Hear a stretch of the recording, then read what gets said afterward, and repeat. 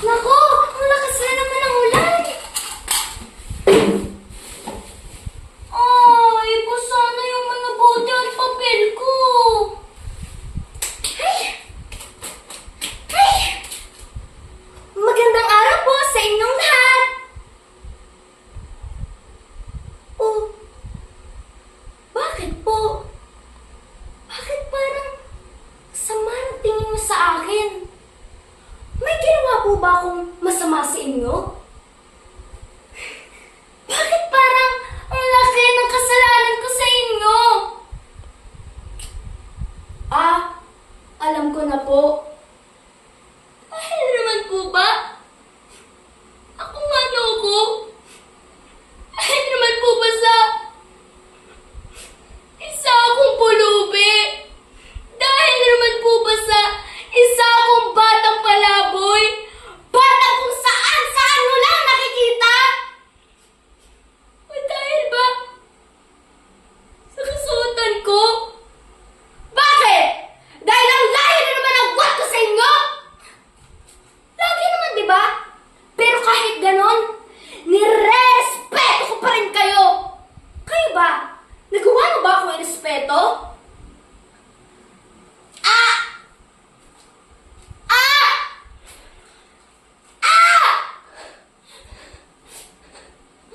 Bakit kaya di mo subukang huwag kumain ng ilang araw?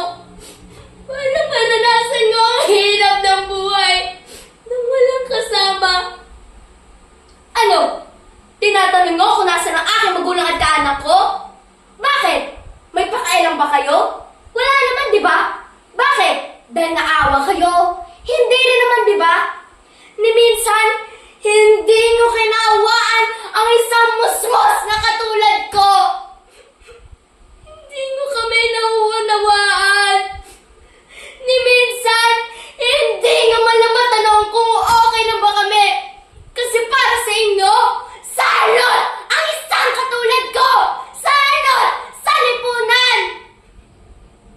Pero kung tutusin, hindi lahat ng pulubi o palaboy na katulad ko ay masama. Kahit gaano pa kami kadungis sa paningin nyo, may kabutihan pa rin kaming itinatago.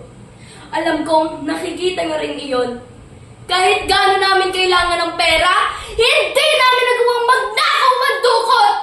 Pero iyon ang lahat na alam nyo tungkol sa amin. Hindi ko alam na masakit para sa amin ang panghuhusga nyo. Subalit, hindi ko kayo masisisi kung ganyan nga ang tingin nyo sa amin.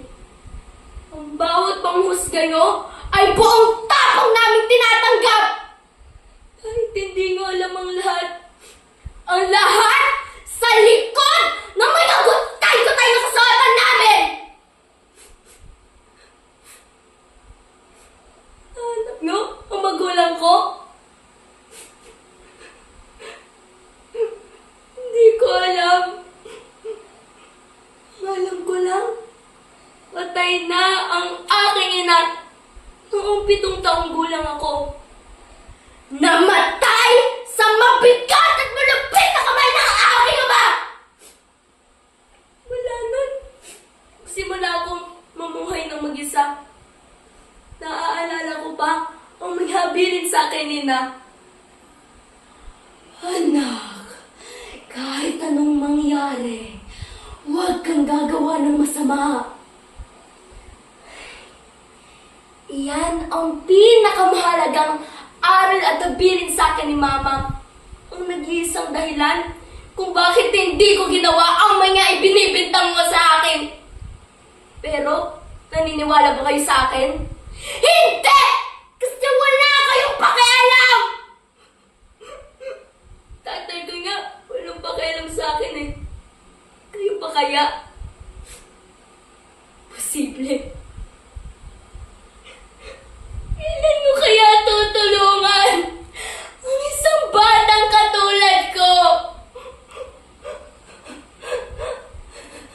Sadya bang kay Lupit at Tadhana? Kailan nyo ba ako kakaawaan? Kailan nyo ba kami mauunawaan?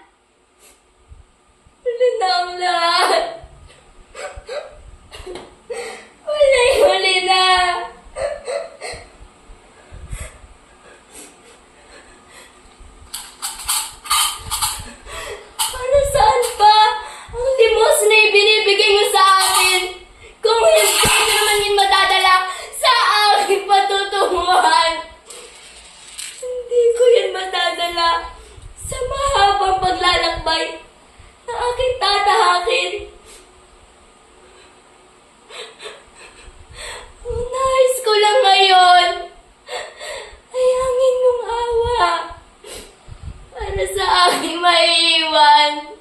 Para sa mga taong mas makikinabang yan.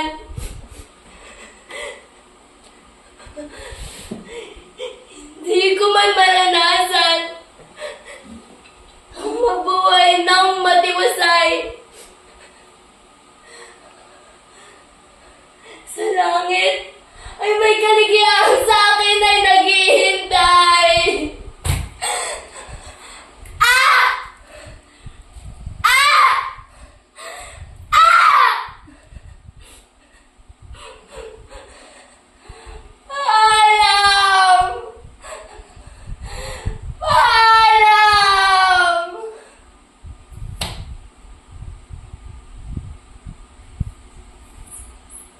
Huli na ang lahat para sa awa.